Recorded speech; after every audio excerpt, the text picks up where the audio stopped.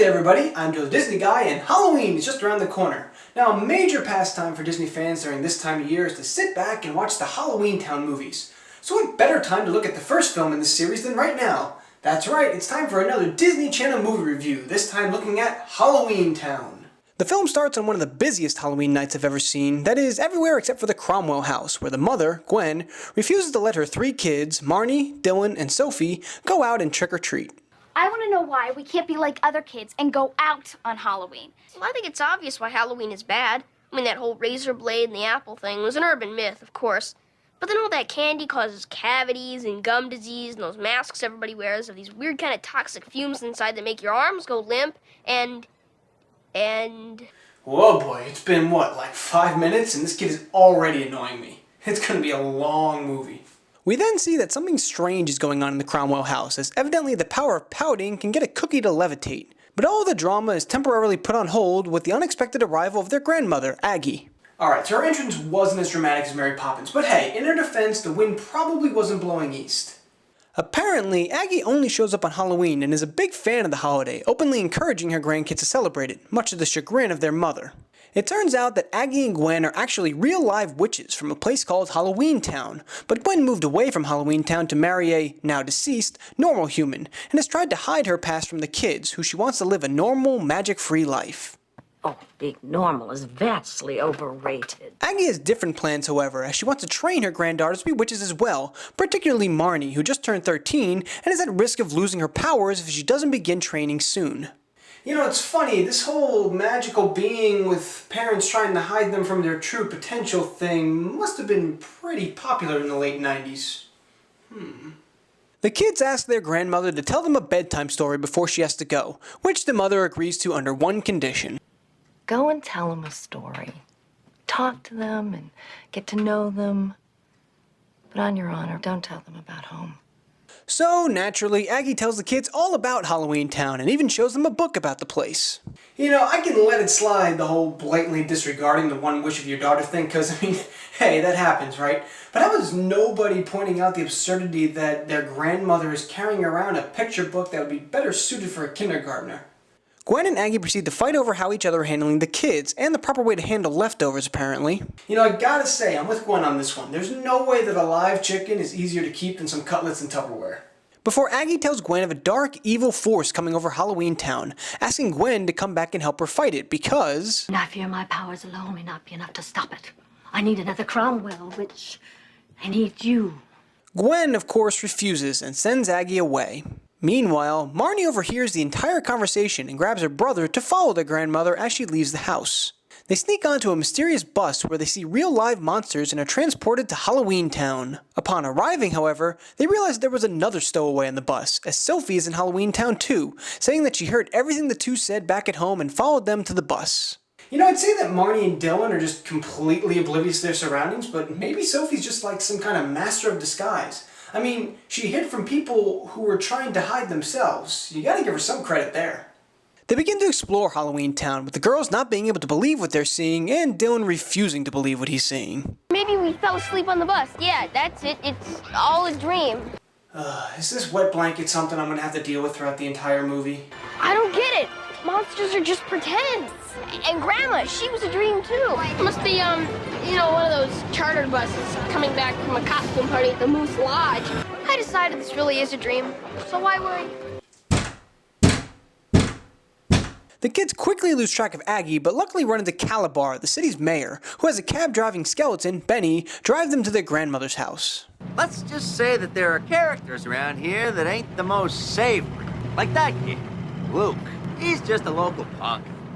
Thinks he's a big shot just because he got a nose job and had a few warts removed. Don't get me wrong, I appreciate the blatant exposition, but would it kill somebody to make Benny's mouth at least sort of move naturally when he talks? They arrive at Aggie's house, who takes it shockingly well that her grandkids snuck into a magical town without her knowledge to come see her. Oh, hi, Grandma. Oh, my stars. How did you get here? On the bus? I mean, I'm not the only one who finds that, disconcertingly calm, right? Aggie decides to let the kids stay because she needs help defeating the evil presence in Halloween Town that's turning its residents nasty before causing them to disappear, as long as they go back to the mortal world before midnight. But although that's in 2 hours, it's not a problem because... You see, time works differently in Halloween Town. 2 hours there might be 2 days here, or 2 weeks if we're on vacation. Aggie shows him a magic talisman she believes can defeat the evil presence, but unfortunately the potion powering it isn't strong enough to light up the talisman, meaning that they'll have to make a stronger potion from scratch. Alright, quick aside here, the talisman is my least favorite part of the movie. I don't necessarily mind having some super weapon that can defeat all evil, but I mean, at least give me some background to it. I mean, all we really know about it is that it's magic and that Merlin used it once upon a time. We don't even get an explanation as to how it works, we just have to kind of accept that it works. Heck, we don't even get a real name for it, it's just this vague term, the talisman. It just feels like we're missing out on some major plot points here. So the family heads into town to look for ingredients, while Gwen realizes the kids are missing and sets off for Halloween Town herself. While in town, Aggie runs into the mayor again and tells him what she thinks is going on to the citizens, to which he replies, I want you to leave this alone. Just give me 2 days. He wants 2 days, which we established would be just long enough for it to be midnight in the mortal world. Interesting. While shopping, Aggie and Marnie begin looking for brooms before they run into the resident jerk, Luke. I'm something of a big cheese around here. Maybe I can show you around sometime. You know, I was kind of hungry, but then I smelled something stinky. It must have been the big cheese. Perhaps another time. Yeah, like never. You know, I understand that he's supposed to come off as a jerk, but I kind of felt bad for him there. That rejection was pretty brutal. While test driving a broom, Aggie gives Marnie an explanation as to how magic works, which is my other big contention in this film. Magic is really very simple.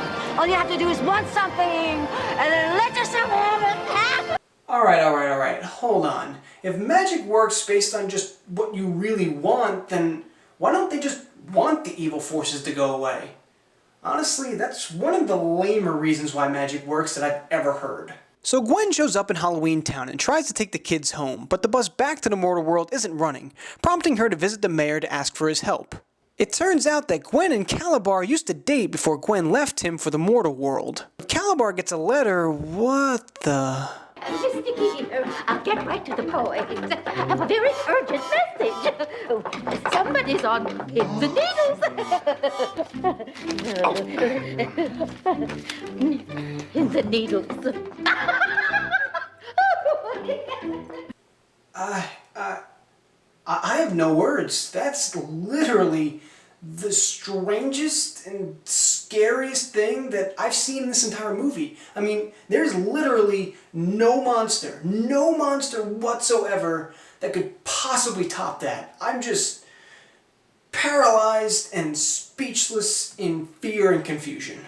Yeah, anyway, the mayor gets a letter and conveniently has to leave Gwen and the kids in his office. Luke, meanwhile, persuades Aggie to go visit the dark force he's apparently working for in an abandoned movie theater. Sophie sees Aggie walking, and the family runs after her. Inside the theater is all of the missing residents of Halloween Town, frozen in time, and the evil warlock who's behind all of it, explaining his plan to lead the monsters of Halloween Town back into the mortal world, and demanding the magic talisman from Aggie. The warlock tries to freeze Aggie, but Gwen protects her, being frozen herself, before Aggie suffers the same fate. The kids then run outside to escape because... It isn't gonna follow us. Didn't you see it can't stand the light? Just remember that line. I'm gonna bring it up a little bit later. So the kids decide to finish making the potion themselves, going around town getting the ingredients they need, and using Sophie's memory of her grandmother's spell to turn on the talisman. Marnie then somehow figures out that the way to use the talisman is by putting it in the giant pumpkin in the center of town, like a candle in a jack-o'-lantern. Before she can do that though, a repentant Luke stops her, warning that she's about to walk into a trap set up by the warlock, and offers to help her. Just then, the warlock appears and attempts to rally the citizens of Halloween Town, revealing himself to be... What? You mean the guy who was surprisingly nonchalant about his citizens disappearing and then conveniently absent whenever the warlock showed up was the bad guy? I'm shocked. But you remember that line that I told you to keep in mind a little while ago? Yeah, let's replay that for a second. It isn't gonna follow us. Didn't you see it can't stand the light? If he can't stand to be in the light, then why is he standing in the light right now? And why was he standing in the light with no problem earlier in the movie? I'm willing to give this film some leeway here and there, but can't we at least keep the bad guy's weakness consistent? Anyway, Calabar gets distracted by the oldest trick in the book, with Luke pretending to be Marnie and being frozen before Marnie gets frozen just before she can put the talisman in the pumpkin. Man, they're 2 for 2 in this movie in sacrificing themselves and then watching the person who they sacrificed themselves for get frozen anyway. Stay hot, guys. Marnie uses the last of her strength to force the talisman into the pumpkin, however, which breaks Calabar's curse and unfreezes everybody. The kids are rejoined by Gwen and Aggie just in time for Calabar to explain to Gwen why he turned evil. You could have had me, the most powerful warlock of all, but you chose a human instead. Really, dude? That's your reasoning for wanting to take over the mortal world? I mean, I get it. There's not a lot of lookers in Halloween Town. That pincushion lady will likely haunt my nightmares for weeks. But that being said, I mean, come on, man. There's plenty of other fish in the sea. And maybe even fish people. In all honesty, I'm not quite sure how the monsters in Halloween Town work exactly. Calabar then gets a hold of the talisman, and when Aggie and Gwen's combined spell can't get it back, Dylan gets angry and magic starts to release from his fingers, showing that he too has powers. Marnie decides to bring the entire family together into one powerful joint spell. Well, almost everyone. Gonna be annoying to the very end, aren't you, Dylan? Well, at least you're consistent, I'll give you that. But eventually, Dylan joins in, the talisman destroys Calabar for some unknown reason, Halloween Town is saved, Luke turns back into a hideous monster. Alright, admittedly, that one's kind of a bummer for him. Aggie's invited to live in the mortal world with her grandkids, Gwen decides to start training Marnie to be a witch, and everybody lives happily ever after until the next movie. So that was Halloween Town, and honestly, it's not that bad. Yeah, the movie definitely has some flaws, with plot points being sort of glossed over, and in the case of the time limit to re-enter the mortal world, plot points not even being explored at all, and most of the monsters just sort of look like cheap Halloween masks. But there's also plenty of good here too. For as much as I complain about the odd plot points here and there, the movie actually does a very good job of world building, which is useful for later movies. And I actually thought that Debbie Reynolds' performance was pretty good as far as TV movies go.